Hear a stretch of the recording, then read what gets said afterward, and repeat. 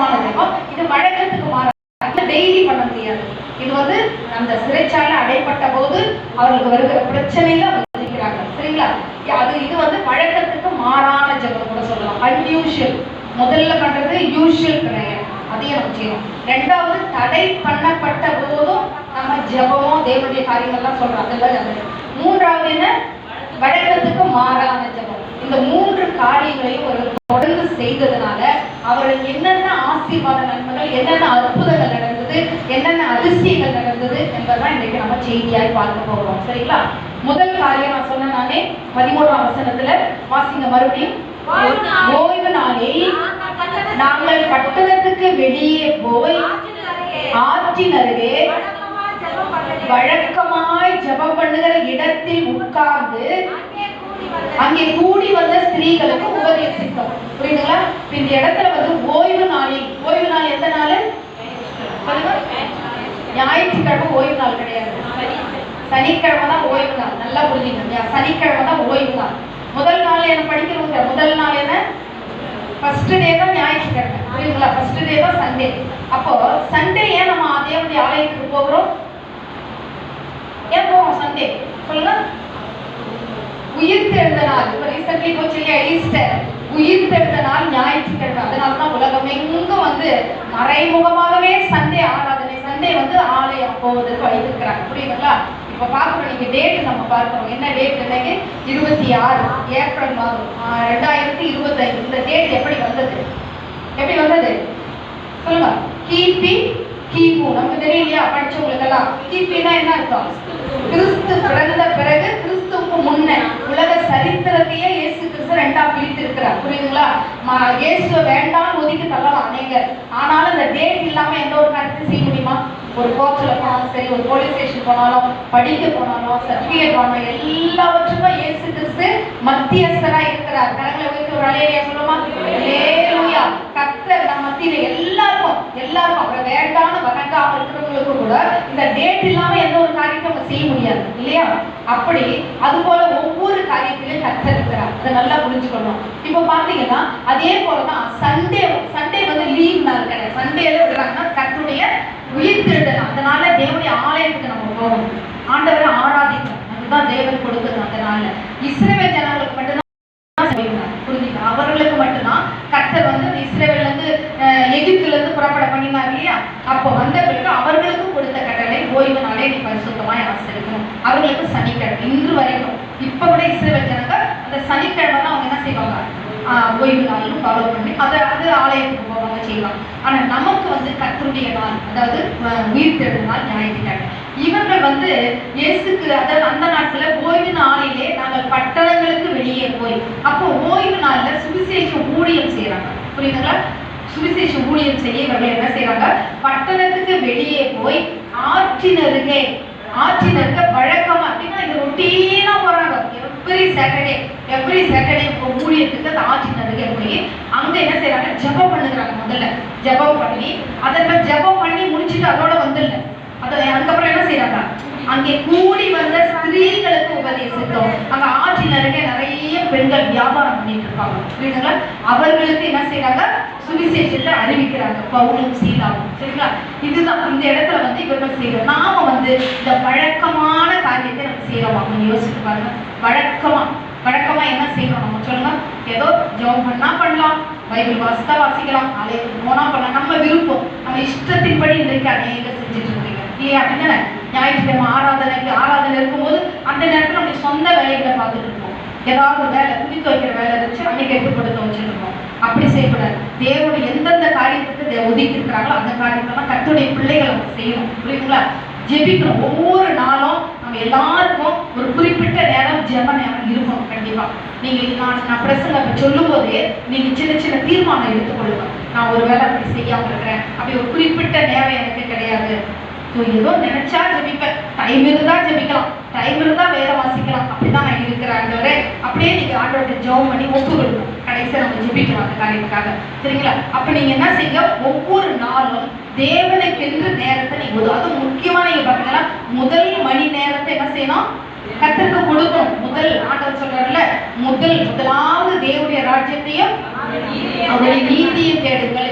அப்போ முதல் நேரத்தை தேவ சமூகத்துக்கு நம்ம கொடுக்கணும். அப்போ முதல் நேரம் எப்போ விழிக்கிறீங்களோ விழிச்ச உடனே தேவ சமூகத்துக்கு வந்துடும். அதுதான் ஆண்டவர் விரும்புகிறது.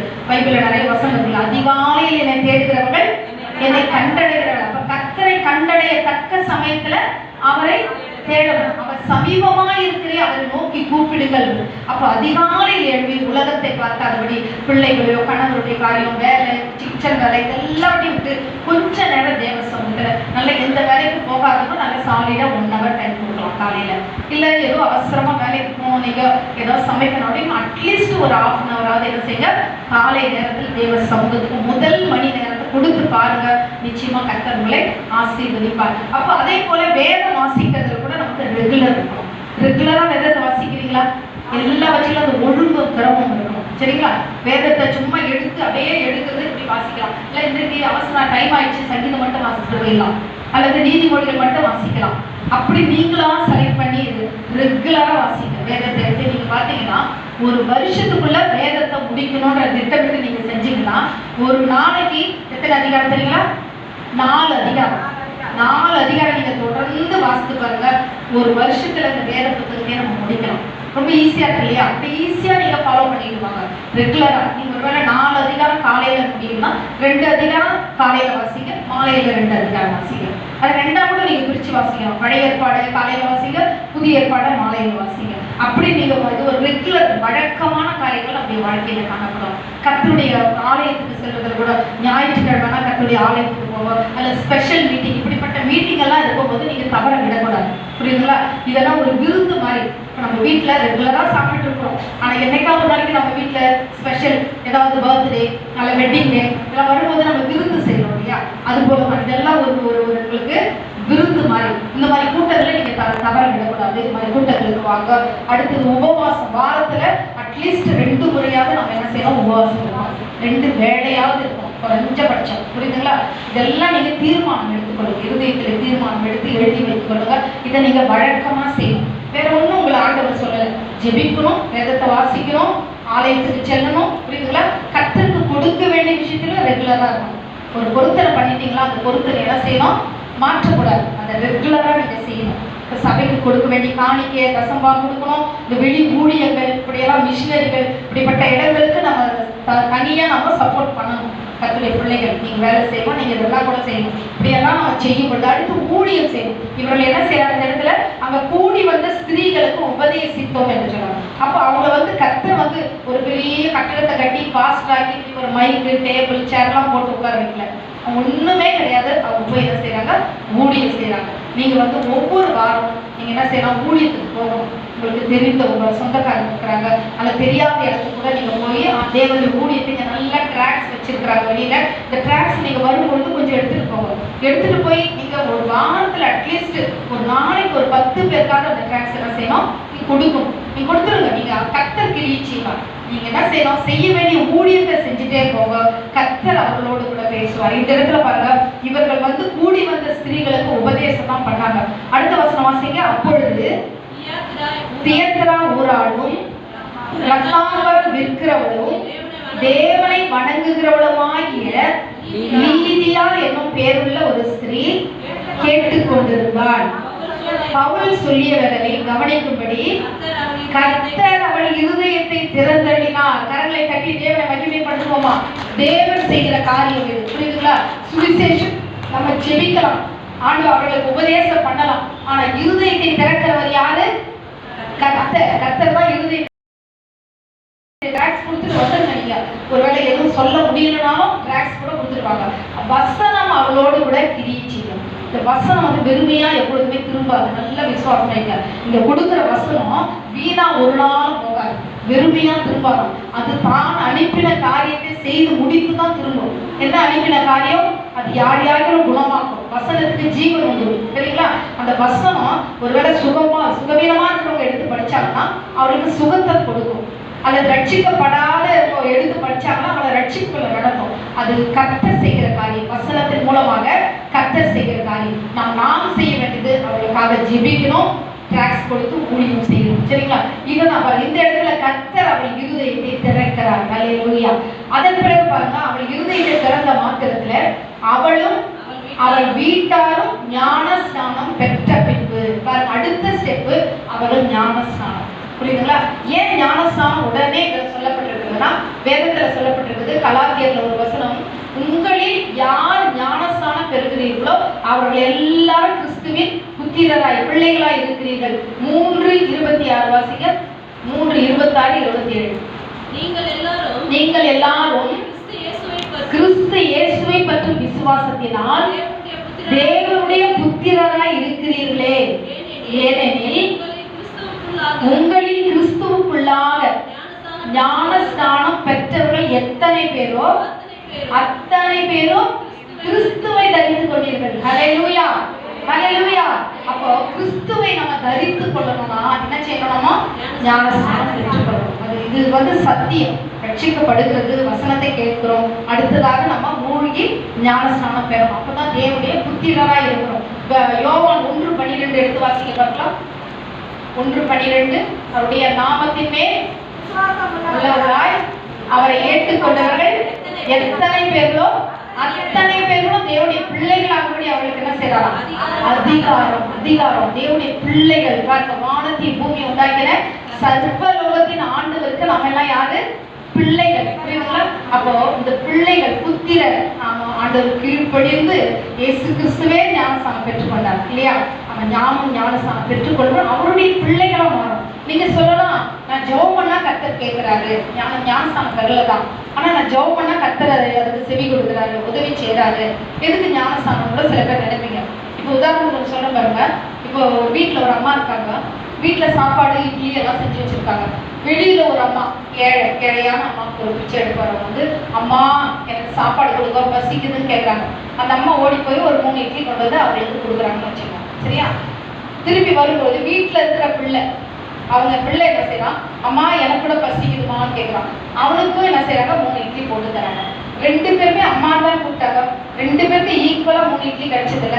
2 பேரும் ஈக்குவலா ஆயிடுவாங்களா? நம்முடைய வீட்டு பிள்ளை தான். புரியுதுங்களா? வெளியில இருக்கிறவங்க தான். எந்த ஒரு சொத்தோ சுகமோ இந்த வீட்டையும் அவங்க அனுபவிக்க முடியாது. சரியா? இதே போலதான் நீங்க வெளியில இருந்து கேட்கிறது ஒருவேளை கர்த்தர் கொடுப்பார், இறக்கப்பட்டு செய்வார். சிறுமைப்பட்டவங்க மேல அது ஆண்டவர் இறக்கப்பட்டு இரக்கமா சில காரியங்களை செய்வார். ஆனா இந்த ஆண்டவர் என்ன சொல்றாரு? நீ பிள்ளையா மாறிடு. ஒரு கானானிய ஆண்டவர்கிட்ட வந்து என்ன கேட்கிறார்? மேஜையிலிருந்து விழுகிற துணிக்கிய நான் சாப்பிட்டு போறேன் அப்படின்னு கேட்க. ஆண்டவர் அவளை நாய்க்குட்டின்றார். நாய்களுக்கு கொடுக்க மாட்டேன், பிள்ளைகளின் அப்பத்தை எடுத்து நாய்களுக்கு கொடுக்க மாட்டேன். அப்போ நம்ம வெளியில இருக்கிற ஒரு பிச்சை எடுக்கிற ஒரு டாகு போல அப்படி இருந்து பெற்றுக்கொள்ளணும்னு, அந்த மேஜையிலிருந்து விழுகிற துணிக்கிய சாப்பிடுறது, மிச்ச மீதியை வெளியே போட அப்படி இல்லை. ஆண்டவர் என்ன சொல்றாரு? அவருடைய சொந்த பிள்ளையா மாறிடுங்கன்றாரு. சொந்த பிள்ளையா மாறி வீட்டில் உள்ள எல்லாவற்றையும் நீங்க அனுபவிக்கலாம். அதுக்குதான் ஞானஸ்தானம் எடுத்துக்கணும். ஞானஸ்தானம் எடுத்துக்கொண்டாலும் அவருடைய புத்திரராய் மாறுறீங்க. புரியுதுங்களா? வேற ஒரு காரியம் இல்லை, தேவனோடு கூட நம்ம ஒப்புரவாக வேண்டும். அதுதான் அந்த காரியம். 2வது பாருங்க, இந்த இடத்துல 16ஆம் அதிகாரத்துல பார்க்கிறோம். நாம ரெகுலராக செய்ய வேண்டிய காரியத்தை செய்ய கர்த்தர் என்ன செய்வாராம்? அவர் கிரியை செய்ய ஆரம்பிச்சுவார். இப்ப இங்க பவுலும் சீலாவும் ரெகுலரா என்ன செய்யறாங்க? ஜெபிக்கிறாங்க. ஆற்றங்கரையில ஜெபிக்கிறாங்க, உபதேசிக்கிறாங்க. இது எத்தனை காலம் செஞ்சுட்டு இருக்காங்களோ தெரியாது. ஆனா முடிவுல கர்த்தர் ஒரு ரிசல்ட் கொடுத்தாங்க. அங்க உள்ள ஸ்திரீகளுக்கு பிரசங்கிக்கும் போது லீதியா என்கிற ஒரு பெண்ணுடைய இருதயத்தை கர்த்தர் என்ன செய்யறாரு? திறக்கிறார். நாம நினைச்சிட்டு இருக்கோம், எத்தனையோ காலமா நம்ம ஜெபிச்சுட்டு இருக்கிறோம் இல்லையா? என்னுடைய மகன் இன்னும் ரட்சிக்கப்படல. அப்படி யார் இருக்கிறீங்க? இந்த கணவர் ரட்சிக்கப்படாத கரங்களை வைத்திருப்பாங்க. நம்ம ஜெபிக்க போறோம் உங்களுக்காகலாம். எல்லாரும் ரட்சிக்கப்பட்டிருக்காங்களா? கணவர் எல்லாம், பிள்ளைகள் எல்லாம் ரட்சிக்கப்பட்டிருக்காங்களா? கர்த்தரை நேசிக்கிறாங்களா? ரொம்ப சந்தோஷம். அப்ப எல்லாரும் யாருமே கை தூக்கல. அப்ப எல்லாமே முழு குடும்பமா ஆண்டவரை நேசிக்கிறீங்கன்னு அர்த்தம் இல்லையா? அப்போ நான் இன்னும் ரட்சிக்கப்படாத நம்முடைய உறவினர்கள், நம்முடைய தெருவில் இருக்கிறவர்கள் அப்படி இருக்காங்க. நம்ம சத்தியத்தை சொல்ல ஜெபிக்க கர்த்தர் அவருடைய இருதயத்தை திறப்பாராம். அது மாத்திரமல்ல, அந்த லிடியாவுடைய வீட்டார் எல்லாரும் என்ன செய்யறாங்க? ரட்சிப்புக்குள்ள வந்துட்டாங்க, ஞானஸ்நானம் பெற்றுக்கொண்டார்கள். அப்போ அவ சொல்றாரு, நீங்கள் என்னை கர்த்தரிடத்தில் விசுவாசம் உள்ளவன் என்று எண்ணினால், சரியா, நீங்க எங்க வீட்டில தங்கி இருக்க அப்படின்னு சொல்லிட்டு வருந்தி கேட்டுக்கொண்டாலாம். அப்படி ஃபியூச்சர்ல பிற்காலத்துல அவருடைய வீடு ஒரு ஜெப வீடாய் மாறிட்டு புரியுதுங்களா? அவருடைய வீடு பாருங்க, இந்த 40வது வசனத்துல பார்க்கிறோம், அந்தபடி அவர்கள் சிறைச்சாலையிலிருந்து புறப்பட்டு லீதியால் இடத்துக்கு போய் சகோதரரை கண்டு அவளுக்கு ஆறுதல் சொல்லி போய்விட்டார்கள். அப்போ அந்த சிறைச்சாலையிலிருந்து வரும்பொழுது பிறகு சொல்ற எப்படி போனாங்க சிறைச்சாலையெல்லாம். அப்போ லிடியா வீட்டுக்கு தான் முதல்ல வராங்க. ஏன்னா அந்த இடத்துல சபை கூடுகிற இடம், எல்லா சகோதரரும் சகோதரிகளும் கூடி ஜெபிக்கிற இடம் என்று நேரம் வராது. பேதுரு ஒரு முறை சிறைச்சாலையில் அடைப்பட்ட போது அந்த சிறைச்சாலையிலிருந்து வெளியே வந்த உடனே எங்க சென்றாங்க? யாருடைய வீட்டுக்கு போனாங்க? மார்க் என்கிற ஒரு ஸ்திரீ வீட்டுக்கு போயிட்டு அங்க பெண்கள் எல்லாம் கூடி ஜெபிக்கிறாங்க. இரவு நேரத்துல பெண்கள் எல்லாம் கூடி ஜெபிக்கும் போது அங்க ஒரு பெண்ணு வந்து ஒற்று கேட்க வந்தா. யாரு? அவட பேர் என்ன சொல்லுங்க? ரோதை. ரோதை என்கிற ஒரு பெண் வந்து அவதான் ஃபர்ஸ்ட் கண்டுபிடிக்கிறா பேரு வந்து இருக்கிறாருன்னு சொல்லிட்டு. சரிங்களா? அப்போ இந்த சபையாளர் எல்லாம் கூடி இரவு நேரத்துல ஜெபிக்கிறாங்க. அப்படி பெண்கள் நீங்க வந்து என்ன செய்யணும்? உங்க வீட்டை திறந்து கொடுக்கணும். ஜெபத்திற்காக என்ன செய்யணும்? ரட்சிக்கப்பட்டவங்க, சத்தியத்தை அறிந்தவங்க, உங்கள் வீடு ஒரு ஜெப வீடாய் மாறணும். முதலாவது நீங்க ஜெபிக்கணும். அடுத்தது உங்களுடைய வீடு வந்து ஜெப வீடாய். வாரத்துக்கு ஒரு முறை உங்கள் வீட்டை திறந்து கொடுங்க. ஒருவேளை போதகர் வந்து ஜெபம் பண்றாங்க, அல்லது பிரேயர் செல் நீங்களே கூட நடத்தணும். பிரேயர் செல், நல்ல பாடல் பாடுறீங்க, நல்லா ஜெபிக்கிறீங்க, நீங்களே பிரேயர் செல் ஒவ்வொருத்தரும் நடத்தணும். நடத்தி நீங்க மாதத்துக்கு ஒரு முறை இங்க வரும்பொழுது அவர்கள் எல்லாரும் நீங்க என்ன செய்யணும்?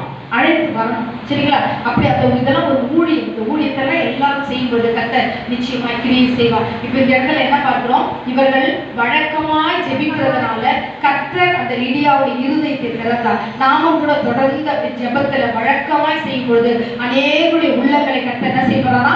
திறக்க போகிறார். நீங்க தொடர்ந்து ஜெபம் பண்ணுங்க, தொடர்ந்து காரியத்தில் ஈடுபட்டு இருக்க. கர்த்தர் நாம் யாராருக்கெல்லாம் ஜெபிக்கிறோமோ அவருடைய இருதயத்தை எல்லாம் கர்த்தர் திறப்பா. இந்தியா தேசத்துக்காக ஜெபிக்கிறோம் இல்லையா? அப்ப இந்தியா தேசத்துல கர்த்தர் அநேக பிள்ளைங்களை திறந்து கொண்டு வருகிறார். நமக்கு தெரியாது, பிற்காலத்துல தெரியும். ஜெபிக்கிறதுனால யார் யார் ரட்சிக்கப்படுறாங்க நமக்கு இப்பொழுது தெரியாது.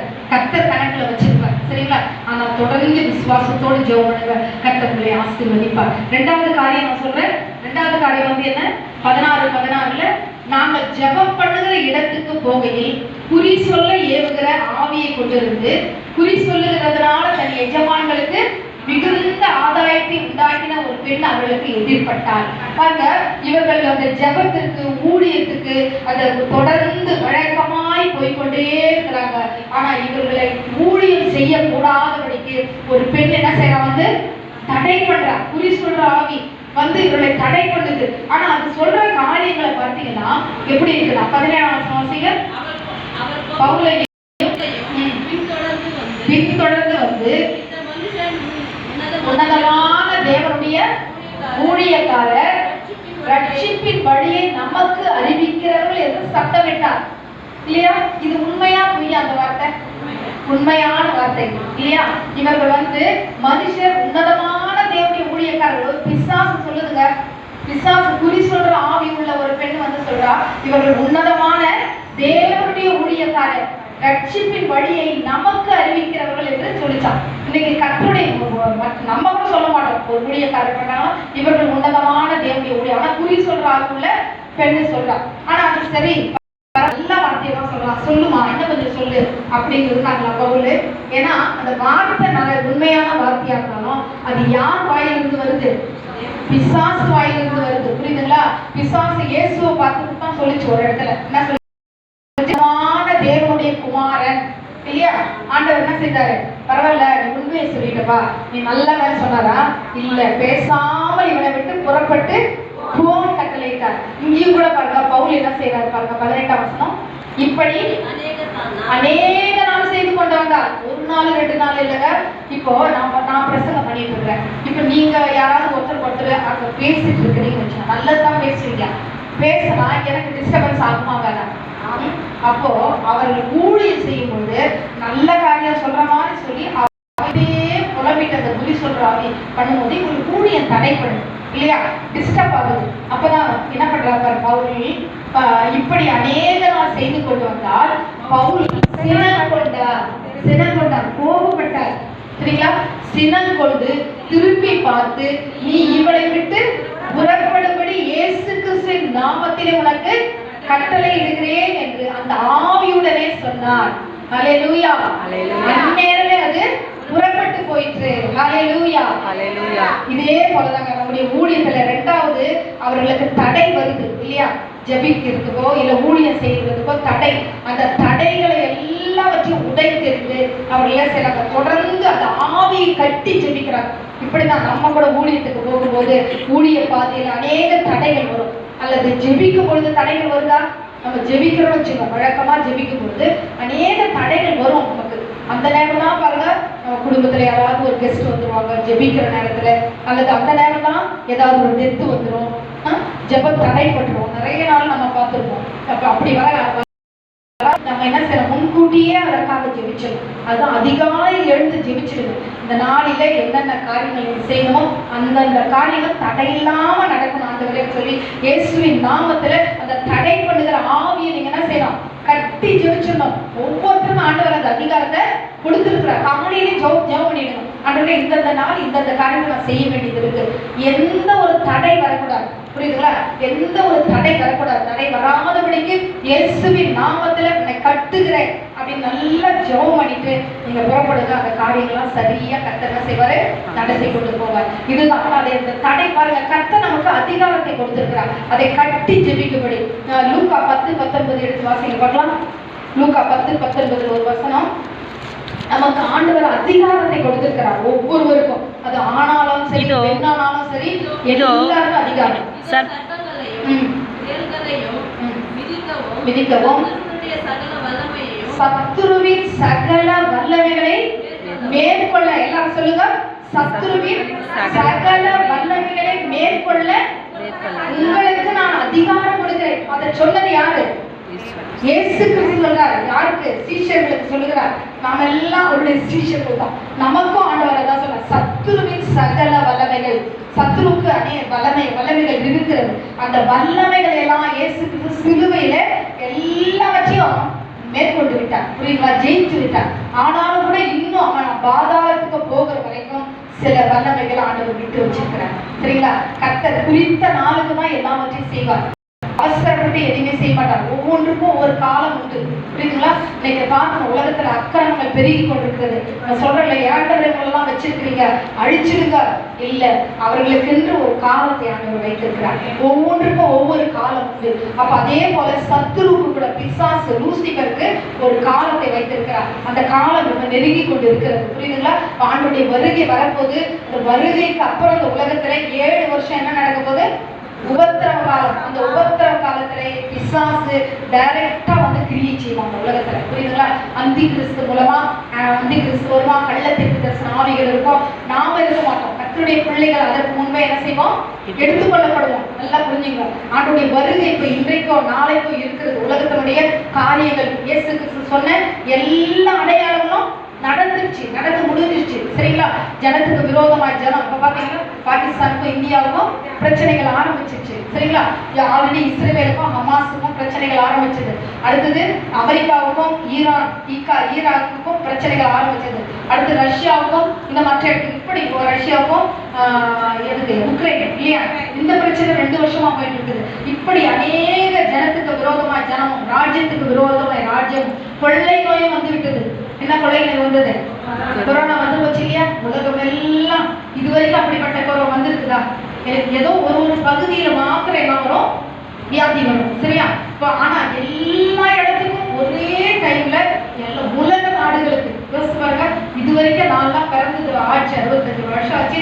இதுவரைக்கும் அப்படிப்பட்டதை நான் பார்த்ததே கிடையாது. இதுவரைக்கும் கிடையாது. ஆனா இது ஆண்டுடைய வருவதற்கு முன்ன நடக்கிற இந்த கொள்ளை நோய் உலகம் எல்லாம் வந்து போயிடுச்சுங்க. பூமி எதிர்ச்சி வருதா? பூமி எதிர்ச்சி நீங்க ஒவ்வொரு நாளும் பாருங்க, ஒவ்வொரு நாளும் பூமி எதிர்ச்சி வந்துட்டே தான் இருக்கு. அமெரிக்காவில் இப்ப கடந்த நாட்கள்ல பூமி எதிர்ச்சி வருது. சரியா? இப்படிப்பட்ட எல்லா காரியங்களும் நடந்து முடிஞ்சிருச்சு எல்லாமே. இப்ப ஒரே ஒரு பாக்கி. என்ன பாக்கி? ஆண்டுடைய வருகை மட்டும்தான் இருக்குங்க. அந்த வருகைக்கு, ஆண்டுடைய வருகைக்கு தடையா இருக்கிறது என்ன தெரியுங்களா உங்களுக்கு? யார் தடை பண்றது சொல்லுங்க பார்க்கலாம். யாரு தடை பண்றது? யாரு? 2 தெசலோனிக்கேயர் 2ஆம் அதிகாரம் எடுங்க பார்க்கலாம். 2 தெசலோனிக்கேயர் 2ஆம் அதிகாரம். அவன் 6ஆம் வசனம் 2:6. அவன் தன் காலத்திலே வெளிப்படும்படிக்கு இப்பொழுது அவனை தடை செய்கிறது இன்னதென்று அறிந்திருக்கிறீர்களே என்றார். அப்ப நம்ம அறிந்திருக்கணும் இல்லையா? எங்க நீங்க அறியவே கேட்டா சொல்லலையே. தடை செய்கிறது இன்னதென்று அறிந்திருக்கிறீர்களே என்று சொல்லி பவுல் எப்ப எழுதி வச்சாரு? 2000 வருஷத்துக்கு முன்னாடி எழுதி வச்சுட்டாரு. இன்னும் நம்ம அறியல. அவரை தடை செய்கிறது யாருன்னா பரிசுத்த ஆவியானவர். ஹல்லேலூயா. பாருங்க, அக்கிரமத்தின் ரகசியம் இப்பொழுதே கிரியை செய்கிறது. இப்பொழுதே அக்கிரமத்தின் ரகசியம் பயங்கரமா கிரியை செஞ்சுட்டு இருக்குது. ஆனா தடை செய்கிறவன் நடுவிலிருந்து நீக்கப்படும்னே அது வெளிப்படாது. பரிசுத்த ஆவியை பெற்ற நாம தான், புரியுதுங்களா? பரிசுத்த ஆவியை பெற்ற நாமம் இப்பொழுது அந்த அந்தி கிறிஸ்து, புரியுதுங்களா, நல்ல தீர்க்கதரிசி லூசிபர் வராதபடிக்கு தடை பண்ணிட்டு இருக்கிறோம். ஆனாலும் தடை செய்கிறவன் நடுவில் இருந்து நீக்கப்படும்னே அது வெளிப்படாது. தடை செய்கிறது நாம தான். பரிசுத்த ஆவியானவர் எங்க இருக்கிறார் சொல்லுங்க பார்க்கலாம். நமக்குள்ள இருக்கிறார். கட்டடத்துக்குள்ள கிடையாது, இந்த மைக்குள்ள கிடையாது. நல்லா புரிஞ்சுக்கணும்.